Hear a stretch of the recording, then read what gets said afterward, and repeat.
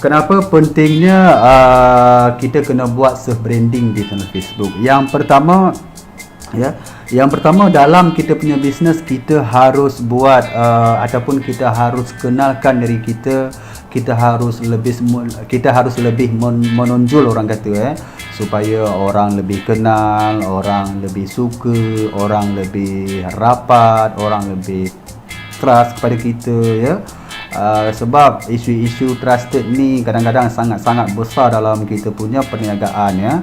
So kalau bila orang dah kenal, bila orang dah percaya, bila orang dah sayang, bila orang dah bila orang dah suka, orang kata, barulah lepas itu kita meniagalah apa-apa pun kita akan laku. Mungkin kalau hari ni kita meniaga kereta, lepas tu kita berhenti kereta, kita meniaga keropok pula, time tu kita meniaga keropok pula, time tu pun orang masih lagi orang beli. Sebab apa? Kita dah ada self branding.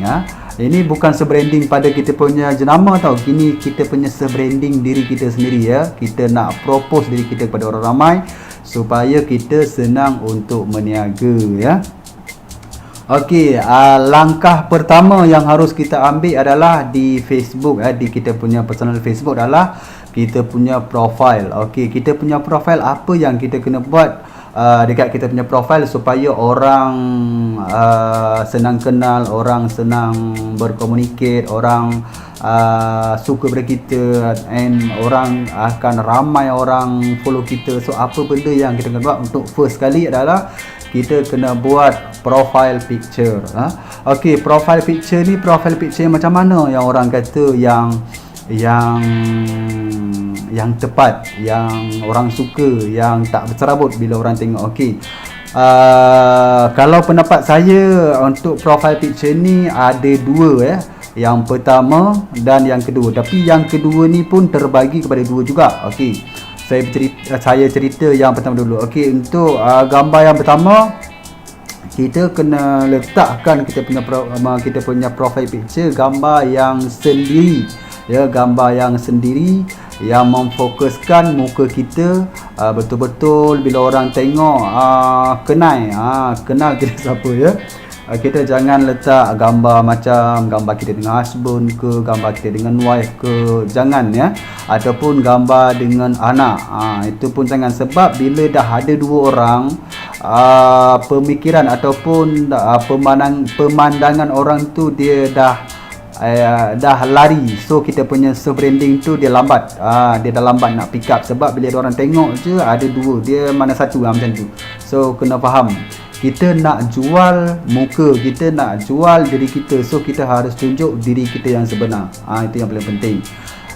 Okey, yang kedua tadi, yang apa? Yang terbagi dua juga. Okey, kalau pendapat saya yang kedua ini, sama ada anda letak gambar anda punya produk sendiri. Kalau contoh anda meniaga kereta, anda boleh letak gambar kereta. Kalau anda meniaga barang kosmetik, anda boleh letak barang kosmetik, just produk apa-apa yang anda meniaga, ya. Ataupun yang kedua, anda boleh letak gambar anda dengan produk anda. Sebagai contoh, kalau produk anda jenis yang boleh pegang, anda boleh pegang sambil boleh ambil gambar sambil boleh tangkap gambar sambil ambil gambar, boleh tangkap gambar sambil pegang produk, macam tu, ya. So saya harap anda faham tentang macam mana kita nak buat profile picture yang menarik, yang tertarik, orang kata, ya. Okey, yang kedua cover foto. Macam mana kita nak buat cover foto yang menarik, yang tertarik. Cover foto yang menarik dan tertarik adalah kalau pendapat saya, ini pendapat saya, tak ada kena dengan pendapat orang lain, ya.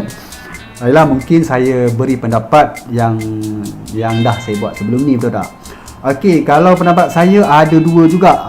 Yang pertama, kita kena letak gambar diri kita ataupun gambar diri kita dengan bisnes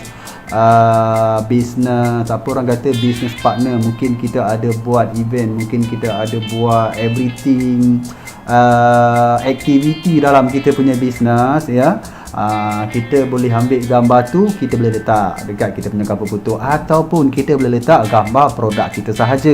So tujuan dia macam tadi, satu untuk branding, fokus kepada kita ya. Satu lagi branding kepada kita punya jenama produk. Itu yang paling penting. Kalau saiz, boleh tengok di Google berapa saiz yang paling sesuai. Make sure you kena buat, apa orang kata, kena buat gambar yang cantik, edit yang cantik ya, supaya orang lebih tertarik ya. Itu untuk cover foto. Okey, yang ketiga, foto album. Foto album macam mana? Ini kadang-kadang sebelum ni ramai orang tak ambil tahu tentang macam mana kita nak buat foto album yang tersusun, yang bila kita punya pelanggan pergi ke kita punya album, dia tidak pening. Kita kena buat album foto tu, orang kata satu album untuk kita punya produk, satu album untuk kita punya aktiviti harian, satu album untuk kita punya personal ya. So kita kena asingkan ikut pada you punya you punya produk. Kalau you punya produk banyak kategori, you boleh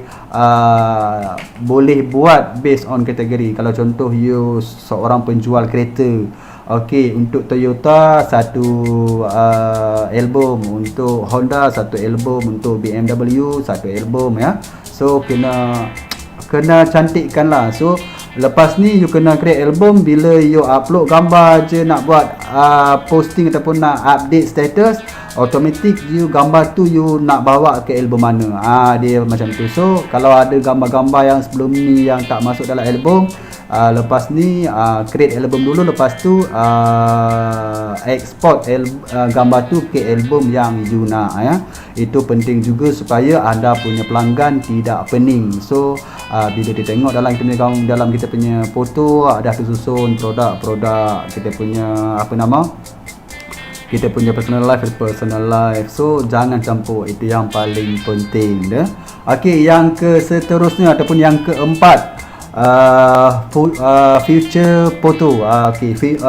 Future photo yang macam mana yang kita harus letak.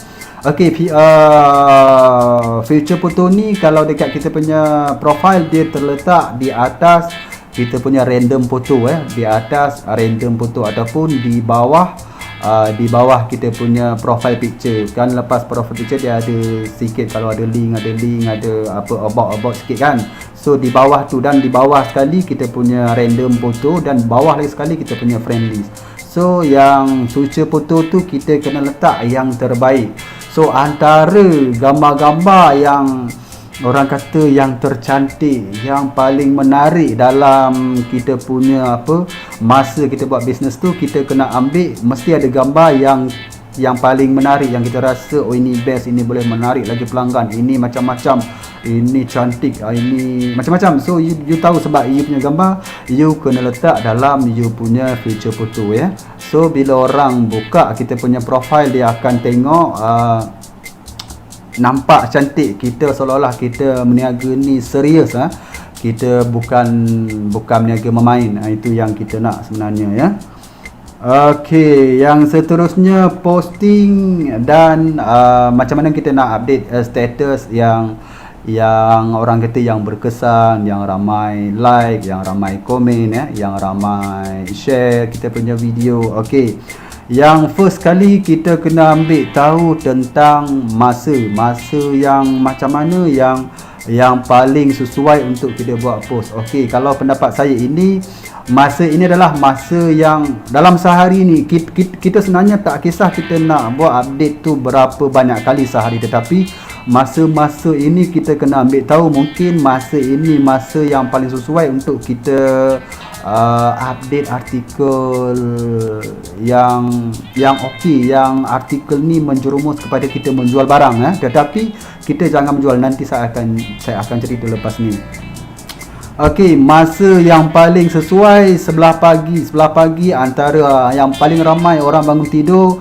Ada sebenarnya kalau paling ramai di Malaysia sebab kalau nak kata pukul 6 tak seramai orang yang bangun pukul 8, betul tak? Sebab kalau pukul 6 orang bangun subuh, tetapi tidak seramai lagi. Biasalah orang kita kan kita bukan nak cerita pasal agama ya. Okey, pukul berapa yang kita kena update status? Saya rasa dalam pukul 9 pagi atau antara pukul 8 ke pukul 9 itu adalah masa yang paling sesuai. Sebab apa? Time tu orang baru bangun tidur. Majority kalau orang bangun tidur, dia confirm akan ambil telefon, dia akan buka Facebook. Itu confirm, termasuk saya sendiri. Kadang-kadang kita terbuang masa dekat Facebook lepas bangun tidur tu dah hampir 15 minit hampir 15 minit kita buang masa kat situ. So itu masa yang paling sesuai. Kalau tengah hari pula, time orang break, time orang pergi lunch kalau pekerja indoor dia biasa pun sama juga, kalau outdoor pun sama juga. Masa antara 12 ke pukul 1 ataupun antara 12 ke pukul 2 itu masa yang paling sesuai untuk kita buat post posting. Dan kalau sebelah petang, masa yang paling sesuai masa orang balik kerja. Balik kerja pun masa yang sesuai juga. Kadang-kadang ada setengah orang menumpang kawan, ada naik MRT, naik monorail, naik LRT kadang-kadang sebelum diorang sampai rumah, dia akan lepak dulu kedai mamak So itu pun masa yang paling sesuai, antara pukul berapa? Antara pukul 5 ke pukul 6 ataupun sampai ke pukul 7 lah, sebelum maghrib lah Itu masa yang paling sesuai juga. Okey, sebelah malam. Kalau sebelah malam ni dia agak complicated sikit sebab kalau kita ambil daripada pukul 7 ke pukul 9 malam, itu masa-masa orang yang pack. Kenapa saya kata masa-masa orang yang pack? Kalau bagi orang perempuan yang dah berumah tangga, time tu diorang sibuk dengan hal dapur mungkin memasak ke apa ke, dan sibuk juga dengan kalau ada anak, sibuk dengan hal anak, mandikan anak dan everything, mesti masa yang tak sesuai.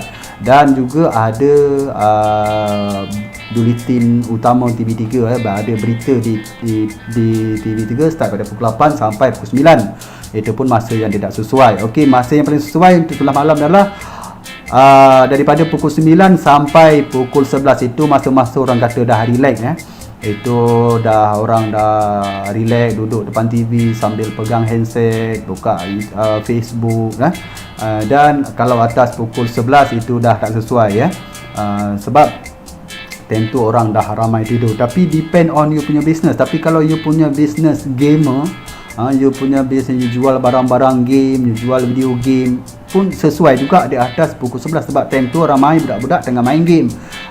So apa-apa pun yang saya cerita based on you punya business. Maknanya you kena kaji balik you punya business macam mana penerimaan ataupun masa yang paling sesuai Okey, apa lagi? Dalam kita update post, orang kata jangan dalam sehari, dalam masa 24 jam tu yang kita update post tu, jangan semuanya kita menjual. Kita ambil cuma satu kali kita menjual antara masa-masa yang pack tadi. Okey, pagi, tengah hari, petang, malam. Kita kena pilih yang 4 masa tu, mana masa yang mana yang paling pack. Okey, kalau pendapat saya masa yang paling pack adalah sebelah malam saat atas pukul 9. Time tu lah kita baru menjual. Tapi dalam masa kita menjual tu jangan terus orang kata jangan terus menjual. Kita kena, ibaratnya kita kena sambil orang kata sambil menyelam minum air. Faham tak maksud saya? Kalau kita terus menjual, orang akan bosan lagilah kalau asyik menjual je. Saya sendiri pun kalau saya tengok orang di wall saya asyik menjual je, saya pun malas nak baca, jangankan malas nak baca, malas nak tengok. Saya terus scroll je So make sure kita antara 24 jam tu kita kena ada satu masa yang paling sesuai untuk menjual. Tetapi dalam sesama jangan direct menjual. Dalam penulisan kita tu sedikit sebanyak kita ada terjerumus kepada menjual. Dia macam tu dan apa lagi?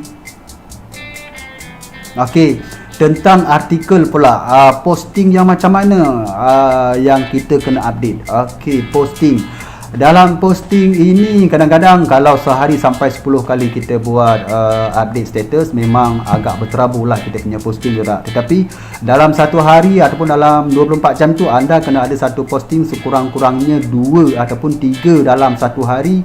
kena ada posting yang orang kata yang apa, yang cantik lah, yang menarik orang, yang betul-betul posting yang orang suka ya.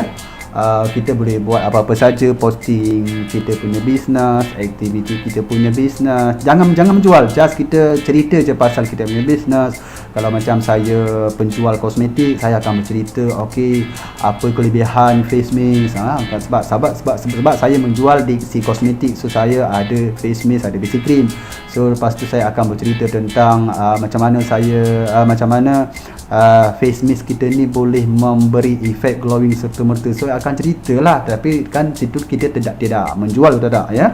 So anda kena ambil artikel yang menarik, kita nak tarik orang komen, kita nak tarik orang share, kita nak tarik orang like kita punya post. Bila semua tu everything share, like and comment, kita barulah kita boleh dapat engagement yang tinggi ya.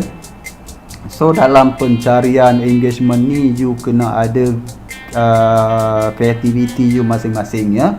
Dan seterusnya, jangan pernah share orang punya post. Itu jangan. Itu orang kata kesalahan yang besar dalam kita punya nak buat branding kita sendiri di kita punya personal Facebook. Sebab apa? Kadang-kadang yang orang kita share orang punya post tu boleh, tetapi kalau yang ada kena-mengena dengan kita punya bisnes, itu boleh lah, itu tak jadi masalah ya.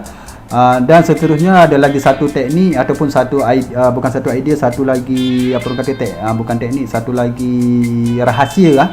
Ada satu lagi rahsia, kalau anda tengok you punya bisnes, kalau you punya bisnes ada orang kata produk yang you jual tu dia ada banyak-banyak agent lain, ataupun ada banyak stokis, ada banyak-banyak dropship ya.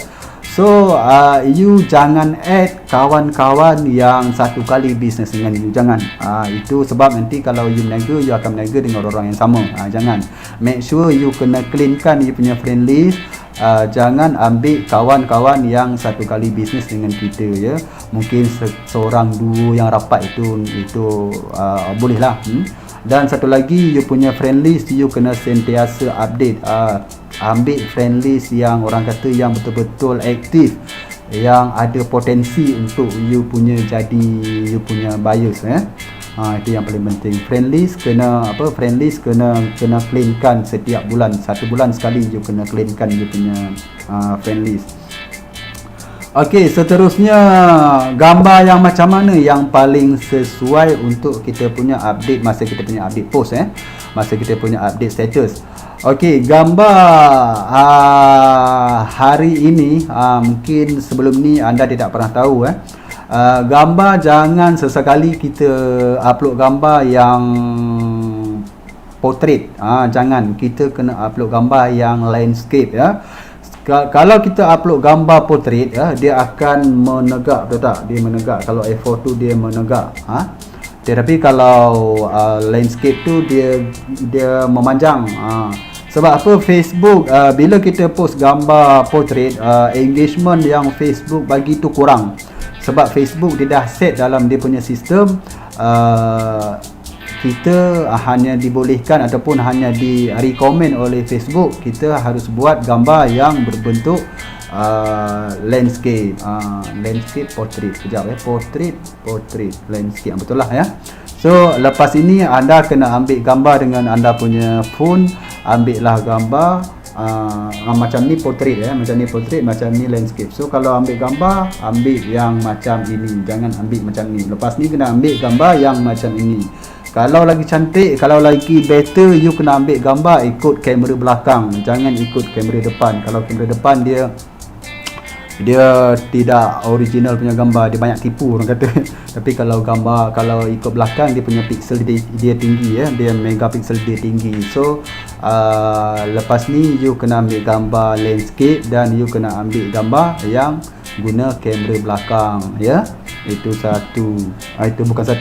untuk upload gambar. Okey, tentang Facebook Live pula, yang seterusnya yang keenam adalah Facebook Live. Okey, dalam Facebook Live ni yang paling utama, kita kena kuasai kita punya audience. Macam mana kita nak kuasai kita punya audience? Okey, salah satu kalau kita tidak biasa kita buat live ya, kita kena ada bahan, orang kata. Yang first kali kita kena ada bahan, memang kena ada bahan. Kalau kita tak ada bahan, kita akan bercakap nganga ataupun banyak je lebih. So mau tak mau anda kena tulis bahan dulu sebelum anda buat live. Anda tidak perlu buat bahan, orang kata detail, just buat tajuk ataupun buat sub tajuk. Bila ini anda bercerita tentang tajuk ni, so habis tu bercerita huraikan tajuk tu apa, lepas tu tajuk kedua huraikan tajuk apa. So macam tu.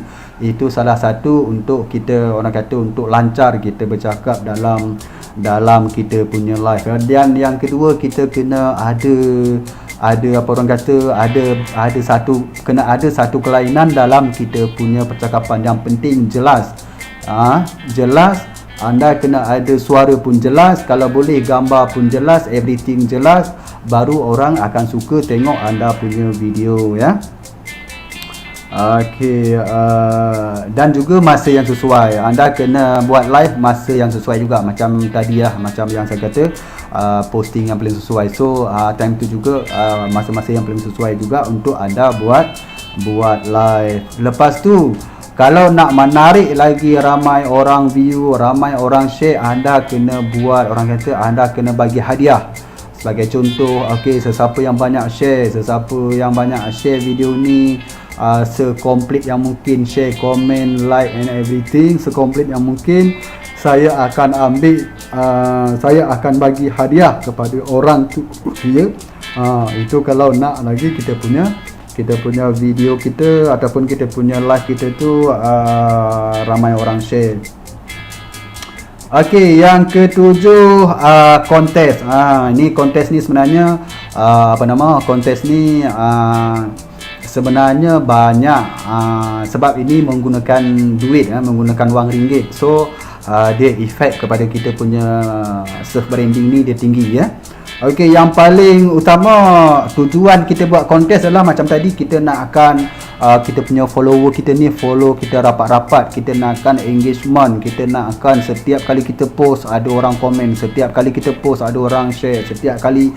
So kita nakkan serapat yang mungkin dengan kita punya audience ataupun kita punya follower, dan kita boleh menambahkan lagi follower. Sebab kalau Facebook friend cuma dia bagi 5,000, tetapi kalau follower you boleh berapa banyak sekalipun, you boleh Facebook dia akan bagi you follower ya. So you selepas ni you kena rajin-rajin lah, kata mungkin dalam posting, dalam video, dalam live, you kena rajin kata dengan orang, follow lah saya yang macam tu ya. Itu adalah tujuan untuk kita buat kontes ya. Dan seterusnya, hadiah apa dalam kontes tu, mesti ada hadiah tu tak? Hadiah apa yang kita kena bagi? Okey, kalau ikut pengalaman saya ya, saya akan bagi hadiah. Kita ikut daripada kita punya kemampuan, kita punya bisnes. Ada bisnes orang, bisnes besar, ada bisnes orang, bisnes kecil. So ikut you punya kemampuan ya. Kalau macam saya, seminggu sekali RM10 itu orang kata normal, ataupun seminggu sekali dalam RM20 itu masih lagi normal ya. Sebab apa? Kadang-kadang terlalu banyak kita bagi pun kadang-kadang orang-orang yang sama je kan. Kita tak boleh, lagi pun kita janganlah bagi orang yang sama, mungkin next kita bagi orang lain pula ya. Okey, kontes hadiah yang paling yang paling sesuai yang macam mana? Okey, salah satu macam saya selalu bagi top up ya. Saya selalu bagi top up, dan saya juga selalu bagi duit cash ya. Saya akan transfer lah kepada orang tu. Kalau top up ni kan dia ada Maxis, dia ada U-Mobile, dia ada Digi, dia ada Celcom. So you beli RM5 ya. So nanti bila last kali bila you nak close kontes tu, you akan sama ada you buat posting baru untuk orang kata cuba teka ini telco apa. So kita tulislah nombor PIN tu, diorang pun test ataupun orang teka ataupun ikut you punya kreativiti, ataupun you boleh post, okey sekejap lagi akak ataupun abang nak bagi korang top up, tetapi cuba komen siapa yang paling ramai telco, mana satu yang paling ramai orang pakai. Seorang komen banyak, bila last kali bila dah tengok dah macam tak ada orang komen sangat, time tu lah baru bagi, betul tak? Itu pun salah satu dia ikut kreativiti masing-masing. Itu kalau bab top up. Kalau bab duit pun lebih kurang macam tu. Tapi kalau duit dia kita tak boleh manipulate aja. Yang kita boleh manipulate dalam kreativiti kita adalah dengan top up, ya. Kalau barang pun you boleh bagi barang. Kalau contoh you ada produk, okey, kalau you seorang penjual kosmetik, you seorang penjual tudung, you seorang penjual baju, you boleh bagi salah satu produk yang you ada pun boleh juga, ya. Itu untuk kontes. Okey, berapa kerap sekali kita kena buat kontes? Okey, ini yang paling penting. Kontes ini kalau bagi saya kita kena buat selalu, tapi bukan selalu setiap hari, bukan. Kalau bagi saya ada kena buat seminggu sekali, sebab jangan bagi orang lupa. Maksudnya kita kena buat sampai tak bagi orang lupa, ya. Mungkin dah penghujung dah orang hampir-hampir lupa, kita buat lagi. Orang dah hampir-hampir lupa, kita buat lagi. So orang selalu tertunggu-tunggu. So setiap kali kita posting, setiap kali kita share apa-apa, video apa-apa, everything, orang akan komen. Sebab dia akan tahu nanti kita akan pilih orang yang paling banyak result dalam dalam kita punya dalam kita punya posting ataupun dalam kita punya komen. Orang tu lah yang kita ambil. So orang berlumba-lumba untuk follow kita, berlumba untuk komen and share kita punya posting. So bagi saya seminggu sekali adalah masa yang paling sesuai untuk anda buat kontes, ya. Itu je antara teknik-teknik self branding yang saya boleh share kepada korang. 1, 2, 3, 4, 5, 6, 7, 8. Ada 8 teknik yang saya ajar. Okey, sebelum ni saya ada buat satu video video FB ad, dalam FB ad tu saya ada juga ajarkan korang macam mana nak self branding juga, ya. Video FB ad ni saya buat hampir 5 jam. Maksudnya ada banyak teknik-teknik yang saya ajar macam mana kita nak buat FB ad daripada zero sampai orang kata daripada beginner sampai ke advance, ya. So boleh dapat link video tu sama ada kalau di Facebook kita upload dia punya description kat atas, kalau di YouTube dia description dia kat bawah. So kalau YouTube ambil di bawah, ya, ada dia punya link. Kalau di Facebook you boleh ambil description di atas, ya. Okey, jangan lupa like, share dan komen saya punya video. Kalau you jumpa dalam dalam YouTube, jangan lupa subscribe, ya. Okey, bye bye. Assalamualaikum.